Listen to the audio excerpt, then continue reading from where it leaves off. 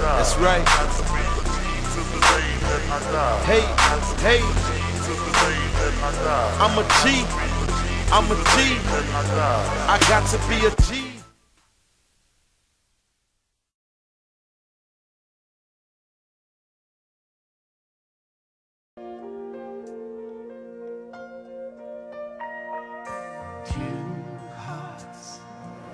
I'm Steve. I've been waiting for this for so long. Gail, so have I.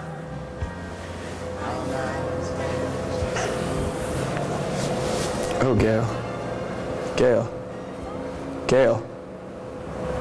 Gail, we're trying to review some of the most important auditing topics here. Could you stick with us? Oh, what can be more interesting than you? I mean, auditing. Okay, how about we just start with the audit risk model? The audit risk equals the risk of material misstatement times detection risk. And you have to remember that the RMM is equal to inherent risk and control risk. Can anybody expand on this for me? Well, you see, when an auditor assesses inherent risk, they look at the kind of the business the client is in or the results of prior audits. If this is the first time to audit this client, or if there are any related party transactions. Anytime the client does something new or uses judgment on something, such as accounting estimates for bad debt, there is a chance for error and inherent risk. Anything else? In addition, inherent risk does not consider internal controls, but control risk does. Control risk means that internal controls don't catch or correct a material misstatement. So that's like my hot friend Ramon, who works at Ferrari. Whenever he wants to take a client for a test drive with the Ferraris, he has to talk first to his boss to get permission to take the Ferraris. Now, last week, his boss was not there. So he just took the Ferrari, he was driving around all week, and he ended up crashing the Ferrari, and that actually put his boss almost out of business. Okay, I guess I could see that as a loose interpretation of the control risk. You just have to remember that you can't set the inherent risk or the control risk. You can only assess them. What does it mean for the detection risk to be 100%? 100% detection risk means you would audit almost any transaction because there's a very, very high risk of a misstatement. You guys are really good interns. I'm highly impressed. That wraps it up for today. Class dismissed.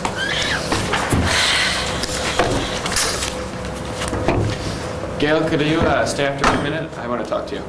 Of course, Steve.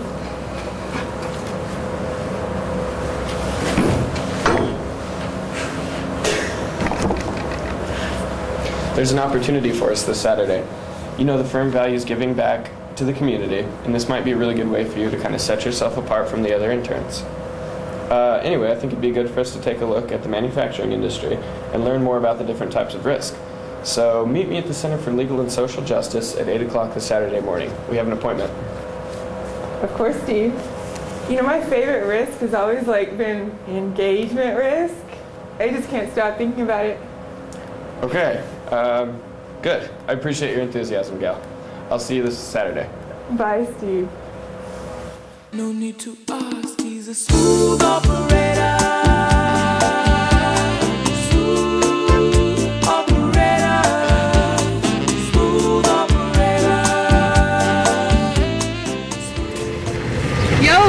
Yo, what up, gangsta? What up? I hooked us up with the free audit to the VIA. Oh, nice. Those white people always give out stuff for free. For sure. And you know what's the hottest part? We can go with the VIA to the VIA. How you guys doing? My name's Steve. Yo.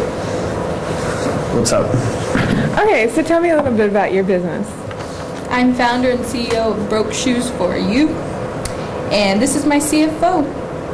We manufacture female shoes, and our business peaks are around the summer. We just implemented new technology to ensure fast production and delivery of our shoes. From production to delivery never takes more than 2 days. Wow, that's impressive. Of course. Okay, we're going to have to do a walkthrough on some of your transactions. Walk it out. No, that is not what I meant. A walkthrough is done to check that all transactions are being properly recorded. Seems like the same stuff.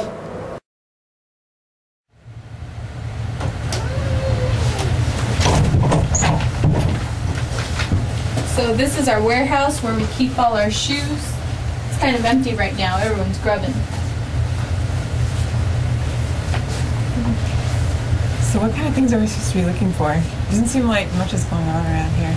Well, we look for a lot of things. We want to kind of inspect the inventory, see what they got going on around here, and we want to look for things like dust. This can indicate that the assets are worth less than they're recorded on the balance sheet. They told me they had $45,000 in inventory. Look at these shoes. Couldn't even pay me to wear them. I mean, I can make better shoes out of those hogs I used to shoot with my buddies back in high school. Yeah. So where's all your inventory and stuff? Is this it? Don't hate. We have a new efficient system. Yeah, players know how to run this joint efficiently. Okay, so I told you this ain't gonna work. No, take a chill pill. Wow, so now that we've established this as a material misstatement, will you say this is defalcation or management fraud? Well, defalcation is theft, usually by employees. It affects the financial statements, the users, and the assets. And the management fraud only affects the financial statements and the users, but it usually doesn't affect the assets. Conditions indicative of fraud include incentives, opportunities, and attitudes. Broke Shooz has the opportunity to commit fraud because there are no internal controls. The CEO and CFO run everything with hardly any checks and balances. So now that we found fraud, who do we tell? Usually fraud is brought to the appropriate level of management. In this case, fraud is being committed by the top management, so the best thing that we can do is withdraw from the audit. So we can't report them to the police? That is stupid. We can't report them to the police. That's not our responsibility. We actually can't report them because of confidentiality laws. The only thing we can do is protect ourselves and just walk away from this engagement. Engagement.